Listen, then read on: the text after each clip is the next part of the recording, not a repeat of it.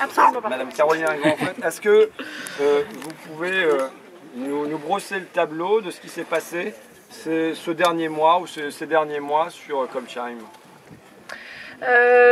Disons qu'on a accueilli les lutins des bois, comme on les a appelés dans les journaux ces dernières semaines, sur la forêt entre Ernolsheim et Colpsheim. Et donc ce combat qui est de très très longue haleine pour les gens du village, ils ont pris un peu une nouvelle forme et des nouvelles ressources aussi grâce aux zadistes qui sont venus renforcer cette lutte. Comment se menait le combat pour les gens du village, pour vous-même au milieu du village? Vous vous êtes positionné sur ce dossier depuis longtemps? Alors moi je me suis positionnée officiellement depuis 2 ans au moment de la reprise, de l'annonce de la reprise de ce dossier, des travaux, au nom de mes convictions chrétiennes qui font, nous avons toutes les ressources, ne serait-ce que bibliques, pour être présents dans la défense de l'environnement et dans une lutte aussi contre un État qui montre bien qu'il ne respecte pas la démocratie. Et donc, comment d'abord, dans un premier temps, avec les habitants du village, qu'est-ce qui s'est passé avant l'arrivée des zadistes ou bien des lutins des bois?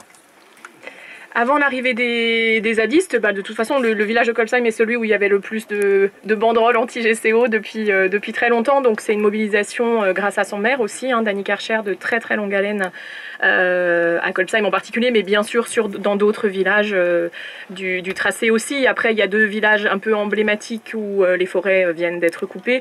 Colpsheim en est un, donc c'est vrai que ça a un peu centralisé l'attention, mais ce n'est évidemment pas de loin le seul village touché. Et donc vous êtes allé avec les lutins des bois, qu'est-ce que vous avez fait vous?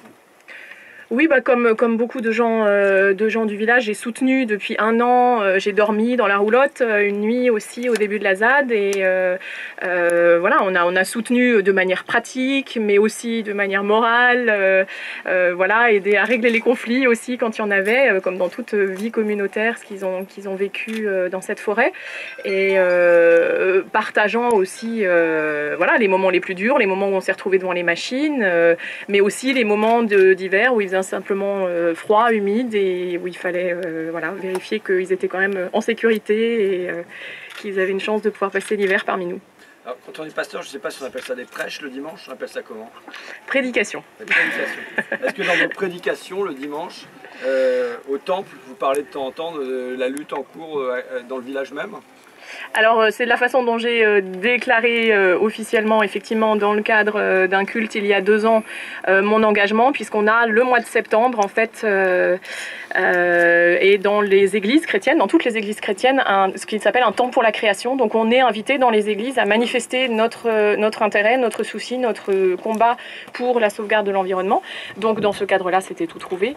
Depuis là, forcément, ces dernières semaines, j'en ai de nouveau un peu parlé. J'en parle évidemment pas tous les dimanches, mais dimanche dernier, je sentais bien que les gens qui étaient là au culte à Colpsheim, ils étaient sous le choc, comme tout le village, et que donc voilà. Donc quoi alors? Et comment ça se traduisait? Le choc, l'état de choc du village, il est d'une part dû à la coupe de la forêt qui est derrière nous, une forêt dont la plupart d'entre eux, ce qui n'est pas mon cas, mais la plupart d'entre eux ont grandi avec cette forêt. Et puis l'état de choc, il est dû aussi à cet état de siège qu'on a vécu, avec les hélicoptères, avec les rondes de gendarmes, avec les barbelés, avec l'impossibilité de se déplacer sur une partie du territoire. Voilà, donc un vrai état de choc dans le village, et donc que j'essaye d'accompagner, et des zadistes aussi. Moi j'ai été touchée que ce soit les premiers qui, en venant sur site ou qui en regardant des vidéos, sont les premiers à pleurer de voir ces arbres tomber, alors que voilà, eux pour le coup ils n'ont aucune histoire avec cette forêt, mais ça montre bien leur réelle profonde motivation de sauver ces arbres. Et vous étiez prête à ce qu'il y ait les bulldozers d'une part, mais les forces de police qui interviennent comme ça? Vous y attendiez? Non, avec cette ampleur, je crois que personne ne pouvait s'y attendre. Et les gigantesques phares qui ont balayé la rue de Colpsheim le lundi matin depuis les hélicoptères, là, on se croyait vraiment en état de guerre. Donc non, ça, je crois que personne ne s'attendait à cette ampleur-là, et au fait que dès qu'on se retrouvait les premiers jours devant les gendarmes, il y avait une réaction de violence, quoi. Alors qu'on était peu nombreux proportionnellement, qu'on était pacifiques. Donc non, c'est incompréhensible et très difficile à accepter de la part d'une démocratie dans laquelle on pensait qu'on avait encore quelque chose à dire et qui nous respectait et qui nous écoutait. Donc vous-même, vous avez été choqué? Très choquée, oui, tout à fait. Très bien. Vous voulez ajouter quelque chose? Non, si ce n'est que voilà, le tocsin est encore prêt à sonner si besoin. Parce que les outils que vous avez, donc vous avez comme outil vos prédications le dimanche, vous avez le tocsin. C'est-à-dire, vous faites quoi alors?